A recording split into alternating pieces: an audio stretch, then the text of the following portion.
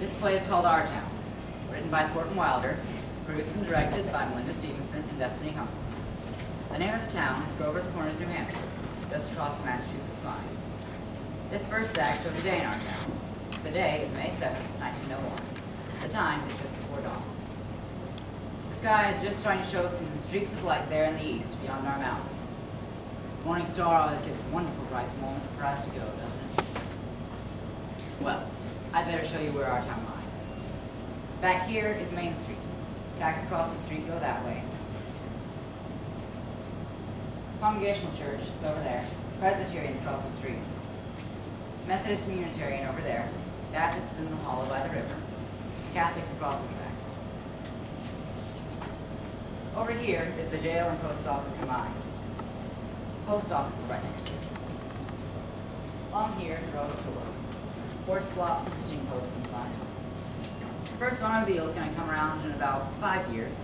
Belonged to Banker Cartwright, our richest citizen. He lives in the big White House on the hill up there. This is our doctor's house, Doc Gibbs. This is Mrs. Gibbs' garden. Beans, peas, hollyhock, heliotrope, and a lot of burdock. In those days, our newspaper came out twice a week, and this is Editor Webb's house. This is Mrs. Webb's garden. A lot like Mrs. Gibbs, but with a lot of sunflowers too. And right here is a big butternut tree. Nice town, you know what I mean? Nobody very remarkable ever come out of it, as far as we know. The earliest tombstones up in the cemetery say 1670 to 1680. They were all Grovers and Cartwrights and Gibbses and Herseys, same as are around here now. Well, as I said, it's right before dawn. There's Doc Gibbs coming down Main Street, coming back from baby case. And there's Joe Beth Crowell Jr., getting ready to deliver the morning paper. Doc Gibbs died in 1930. A new hospital named after him. Mrs. Gibbs died before him. She'll be coming downstairs to get breakfast soon. She went out to visit her daughter Rebecca, who had married an insurance man in Canton, Ohio. She died there of pneumonia, but her body was brought back here to be buried. There's Mrs. Glad coming downstairs to get her breakfast too. That's Doc Gibbs. Got that call at 1:30 this morning. And there's Joe Beth Crowell. Good morning, Doc Gibbs. Oh, good morning, Joe. Has somebody been sick? No, just some twins were over in Polish Town. Would you like the paper now? Yeah, I'll take it. Anything serious going on in the world since Wednesday? As a matter of fact, my school teacher, Miss Foster's getting married to a fellow over in Carmen. Why, Claire, how do you girls feel about that? Well, it's none of my business, but I always felt that if one starts out as a school teacher, they ought to stay one. So how's your knee, Joe? Oh, it's fine. I never think about it at all. Only, it's like you said, it always tells me it's going to rain. So what's it tell you today? Going to rain? No, sir. Are you sure? Yes, sir. Do you ever make a mistake? No, sir. Let me tell you something about that girl Joe Beth there. She was awful bright, Joe Beth was. Graduated top of her class here at the local high school. Got a scholarship to Massachusetts Tech and graduated out of her class there too. Was going to be a great engineer, Joe Beth was. Then the war broke out. She died in France. All that education for nothing. Giddy up, Bessie! What's the matter with you today? Here comes Miss Hannah Newsom, who lives in the mill.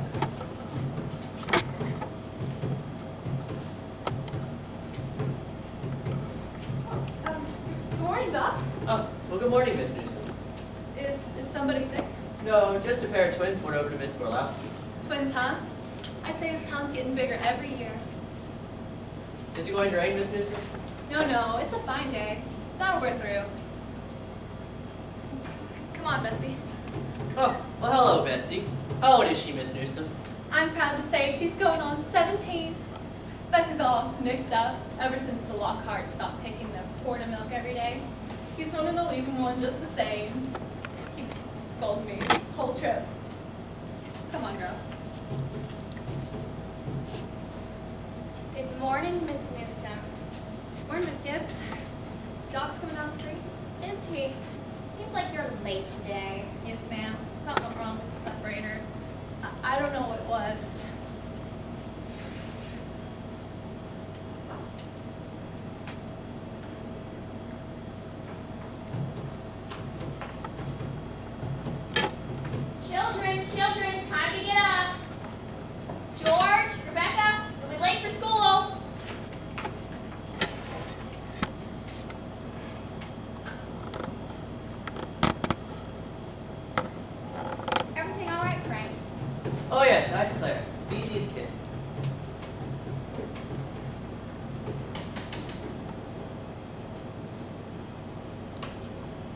bacon will be ready in a minute.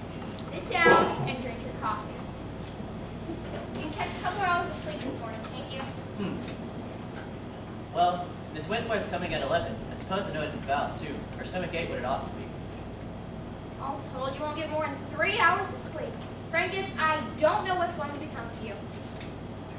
I do wish I could get you to go away someplace on a real trip. I think it would do you some good. Children, 7 o'clock, time to get up. I declare you've got to speak to George. Seems like something has come over him lately. He's no help to me at all. I can't even get him to cut me some wood. Is he sassy to you? No, he just whines. Well, seems like all he thinks about is that baseball. George, Rebecca, you will be late for school. George!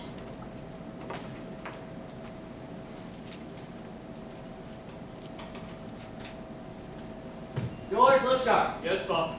Don't you hear your mother calling you? Well, I guess I'll go upstairs and get some sleep. Children, time to get up. Emily, Wally. Now, Wally, you wash yourself good, or I'll come up there and wash you myself. Mom, what dress shall I wear? Shh! Don't make a noise. Your father's been up all night and needs to sleep. I washed and ironed the blue gingham for you special. Oh, Mom, I hate that dress. Oh, hush up with you. Every day I go to school looking like a sick turkey because of you. Now, Rebecca, it always look very nice. Ah! Mama! George is throwing soap at me! I will come up there and slap the both of you! That's what I'll do.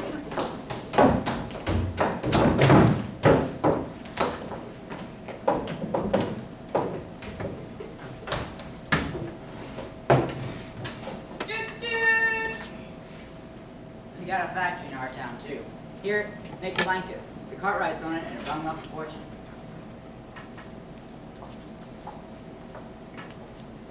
Children, now I won't have it. Breakfast is as good a meal as any other, and I won't have you gobbling away like wolves. Well, stunt your growth. That's fact. Wally, put away your book. Oh, Mom, by 10 o'clock, I have to know all about Canada. Wally, you know the rules as well as I do. No books at the table. As for me, I'd rather have my children healthy than bright. I'm both, Mama. You know I am. I have a wonderful memory for my age. Eat your breakfast. I'm right too, but I'm looking at my stamp collection. I'll speak to your father about it when he's rested. Seems to me that 25 cents a week is enough for a boy your age. I declare I don't know how you spend it all. Oh, Ma, I got a lot of things to buy. Strawberry phosphates. That's what you spend it on. I don't see how Rebecca comes to have so much. She has more than $1. I've been saving it up gradually. Well, dear, I think it's a good thing to spend some every now and then. Mama, do you know what I love most in this world? Do you? Money. Eat your breakfast. Mama, there's the first bell. I gotta hurry. Me too. Children, walk fast but don't run. Walina, pull that skirt down. Emily, stand up straight. Tell Miss Foster I send her my best congratulations. Can you remember that? Yes, ma'am. You look real nice, Rebecca. Pick up your feet.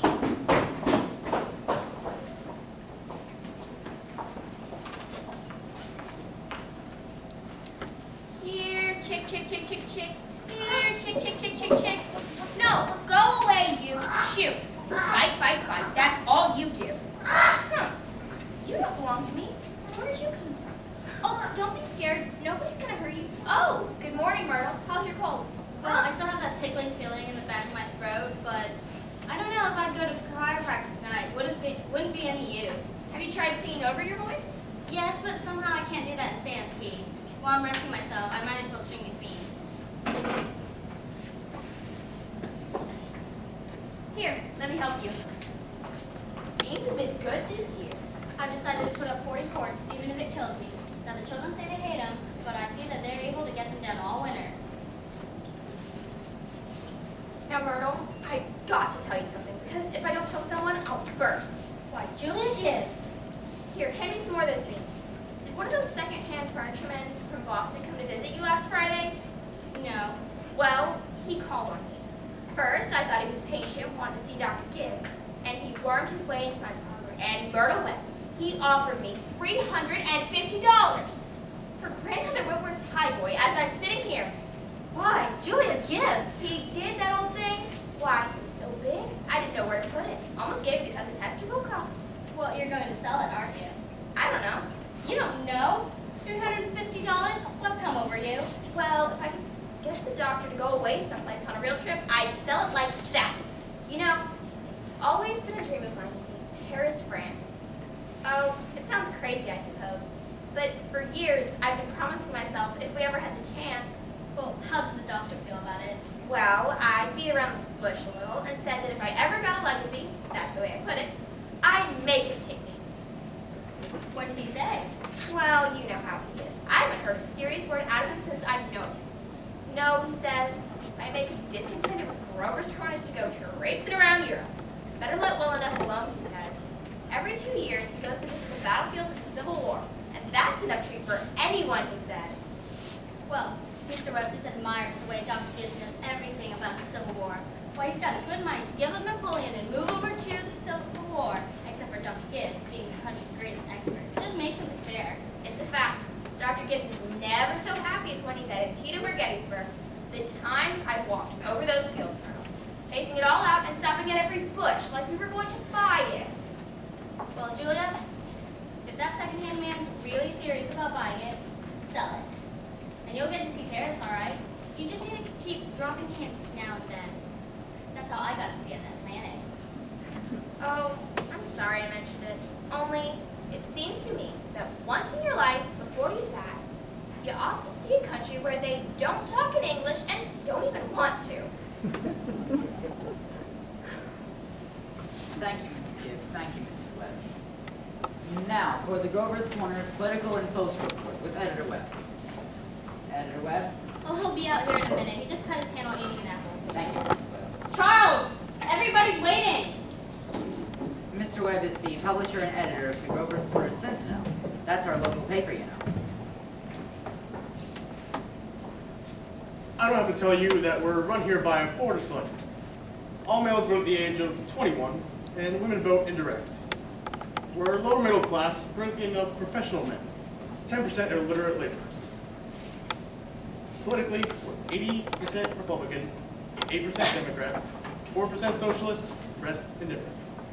Religiously, we're 85% Protestant, 8% Catholic, rest indifferent.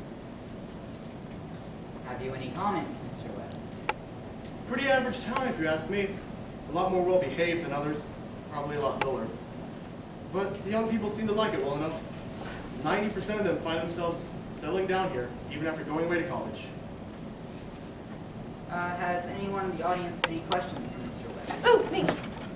Is there much drinking at Grover's Corners? Well, I wouldn't know what you mean by much, ma'am.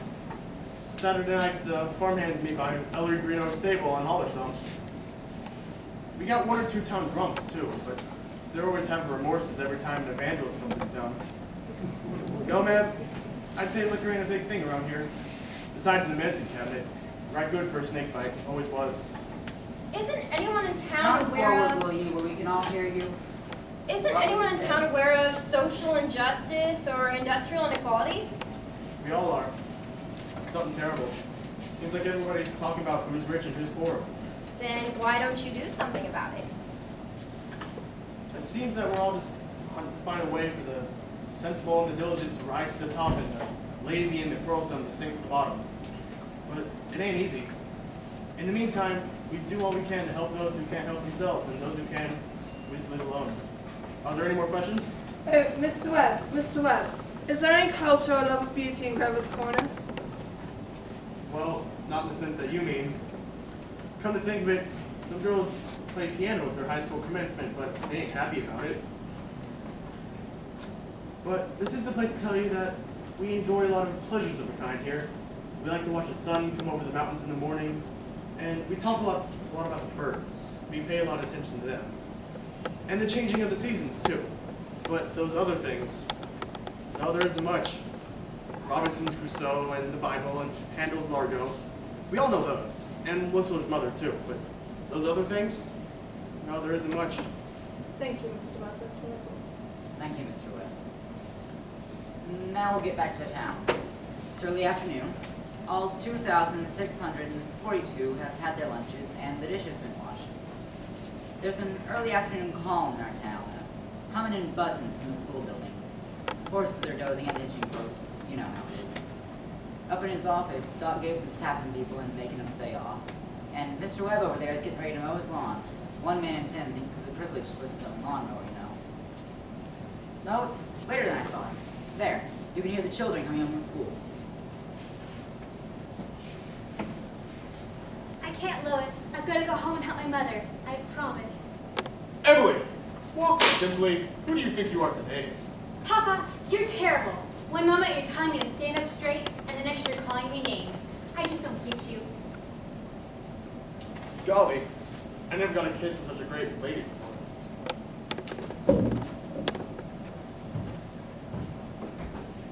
Excuse me. Go out and play in the fields. You have absolutely no business playing baseball on Main Street. Awfully sorry, Miss Ford. Hello, Emily. Hello. You made a fine speech in class today. Well, I was ready to make a speech on the Monroe Doctrine, but the very last minute, Miss Cora made me speak on the Louisiana Purchase instead. I worked an awful long time on both of them. Gee, it's funny, Emily. From my window up there, I can just see your head tights when you do homework over in your room. Why, can you? You certainly do stick to it. I don't see how you can sit still that long. I guess you like school. Well, I feel like it's something we all have to go through. Yeah. Well, I don't really mind. It passes the time. Yeah, Emily, what do you say? We might work out a kind of telegraph from your window to mine, and every once in a while you could give me a kind of hint or two about one of the algebra problems. I don't need the answers, of course not, Emily, just a hint or two. So, George, if you get stuck, just whistle to me, and I'll give you a hint. You're just naturally bright, I guess, Emily. I just figure that's the way a person's born. Yeah, but I want to be a farmer, and my Uncle Luke says that whenever I'm ready, I can come work on it, and if I'm any good, I can just gradually have it. You mean the house and everything? Yeah. Well, I'd better get back to baseball practice. Thanks for the talk, Emily. Good afternoon, Miss Love. Good afternoon, George. So long, Emily. So long, George. Emily, sit down and help me string these beans. Now, that George Gibbs let himself have a real conversation, didn't he? Well, he's growing up. How old do you think he would be? I don't know. He must be about 16. Mama, I made a speech today. It was fine. Well, that's nice, dear. You must recite it to your father at supper. Now, what was it about? It was about the Louisiana Purchase. It was like silk off a spool. I'm going to be making speeches all my life. Mama, are these big enough? Try to get them a little bigger if you can. Mama, can I ask you a question? Serious. Seriously, dear, not serious. Seriously, will you? Of course. Mama, am I good looking? Of course you are, Emily. All of my children have got good features. Well, I'd be ashamed if they hadn't. That's not what I mean. Am I pretty? Yes, you do. You have a nice, young, pretty face. Now stop that foolishness. You never tell the truth about anything. I am telling you the truth. Mama, were you pretty? Yes, I was, if I do say so myself. I was the second prettiest girl in town, next to Amy Cartwright. You gotta say something about me. Am I pretty enough to get people interested in me? Emily, you make me tired. Now stop that. You have a nice, young, pretty face. You're pretty enough for all normal purposes. Mama, you're gonna help us all.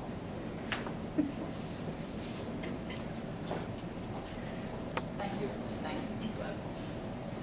Now, I'm going to interrupt here. I think this is a good time to tell you that the Cartwright interests have begun building new banking brokers' corners. Had to go to Vermont for the marbles, sorry to say. And they've asked a friend of mine what they should put in the cornerstone.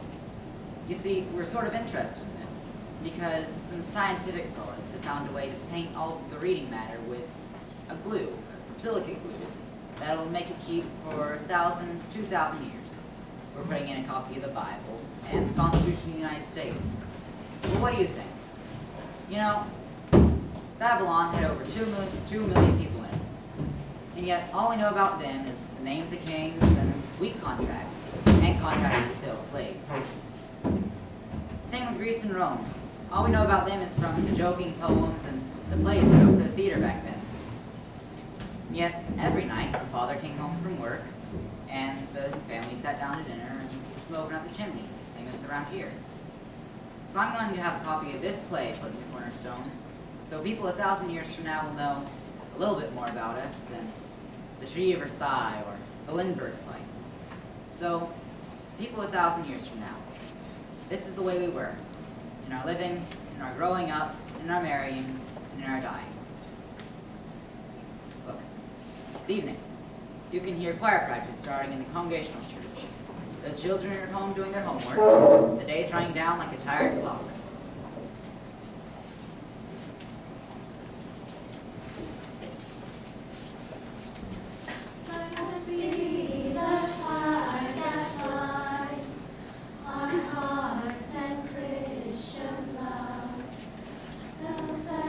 Stop! Stop. Music come into the world to bring pleasure. Softer! Softer. Get it out of your minds that music's only good when it's loud. Leave that to the Methodists. You couldn't beat them if you wanted to. Now again, tenors. Emily. Hello. Hello. I can't work at all. The moonlight's terrible. Emily, did you get the third problem? Which? The third. Well, yes, George, it's the easiest of them all. I don't see it. Could you give me a hint? I'll tell you one thing. It's in yards. In yards? How do you mean? In square yards. Square yards. Oh. Yes, George, don't you see? Yeah. In square yards of wallpaper. Wallpaper. Oh, I see. Thanks. You're welcome. I can't work at all. This moonlight and the choir practice still going on. And you hold your breath when you hear the train coming from all the way from Concord. Hear it? What do you know? Well, good night, Emily. Good night, George. Thanks. Before I forget, show of hands. Who can make it to Joe Johnson's wedding next month? That's fine. That's good. We'll be singing the same as Sally Mae's last 2 months ago. Yeah. Now we'll be singing Art Thou Weary, Art Thou Languid. It's a question, ladies and gentlemen, make it talk. Oh, George, can you come down a minute? Yes, Pop. Make yourself comfortable, George. I'll only keep you a minute. George, how old are you? I'm 16 and I'm 17. And what do you want to do when school's over? Why, you know, Pa, I want to be a farmer on Uncle Luke's farm. So you'd be willing, will you, to get up early, milk and feed the stock, and to hoe and hay all day? Sure I will. What do you mean? Well, George, while I was in my office today, I heard a funny sound. And do you want to know what it was? It was your mother out in the backyard chopping wood. There's your mother. She gets up early, she cooks meals all day long, washing and ironing, and she still has to go out in the backyard and chop wood. I guess she just got tired of asking you. She figured it was easier to go out there and do it herself. And then you eat her meals, and you put on the clothes she keeps nice for you, and then you just run off and play baseball, like she's some hired girl that we keep around the house, but that we don't like very much. All I knew I had to do was call your attention to it. Here's a handkerchief, sir. Thanks, Pa. George, I'm going to raise your spending 25 cents a week. Not for chopping wood for your mother, because that's a present you give her, but because you're getting older, and I imagine that there are a lot of things you can find to do with it. Thanks, Pa. Let's see. Tomorrow's your payday. You can count on it. Rebecca will probably fill you out to have some more, too. I wonder what could have happened to your mother. Choir practice was never as late as this before. It's only 8:30, Pa. I don't know why your mother's in that old choir anyway. She doesn't have any more voice than an old crow, traipsing around the street at this hour of the night. Don't you think it's time for you to retire too, son? Yes, Pa. Good night, Martha. Good night, Mr. Foster. I'll tell Mr. Webb. I know he'll want to put it in the newspaper. My, it's late. Good night, Irma. Real nice choir practice, wasn't it? Myrtle Webb, look at that moon, will you? Potato weather for sure. Naturally, I didn't want to say a word about it in front of those others, but now that we're alone, really, it's the worst scandal that ever was in this town. What? Simone Stephenson? Now, Luella. But to have the organist of the church drink and drunk year after year, you know she was drunk tonight. Now, Simone, Luella, you know, we all know about Simone. And we we all know about the trouble she's been through. And Dr. Ferguson knows too. And if Dr. Ferguson keeps her there in her shop, the only thing the rest of us can do is just not notice it. Not to notice it? But it's getting worse! Now, Luella, it is not getting worse. In fact, it's getting better. I've been on this car twice as long as you have. In fact, it doesn't happen near so often now. Now, I better hurry. Those children will be sitting up till all hours. Can you get home safe, Luella? It's as bright as day. I can see Mrs. Stone staring at the window now. We've been to a dance the way the men folk carry on. Good night. Good night. Well, you had a real nice time. Andrew laid it up. Now, Frank, it ain't any later than usual. Yeah, and you stand at the corner gossiping with a lot of hid. Oh, Frank, don't be grouchy. Come on, smell the heliotrope in the moonlight. Isn't it wonderful? What did you do all the time I was away? Oh, well, I read as usual. What were the girls gossiping about tonight? Believe me, there was something to gossip about. Simone Stephenson, far gone, was she? Worst I've ever seen it. Frank, how will that end? Dr. Ferguson can't forgive her forever. It seems like I know more about Simone Stephenson's affairs than I do anybody else's. Some people aren't made for small-town life. I don't know how it'll end, but the best thing we can do is just forget about it. Come on, let's start getting inside. No, not yet. Frank, I'm worried about you.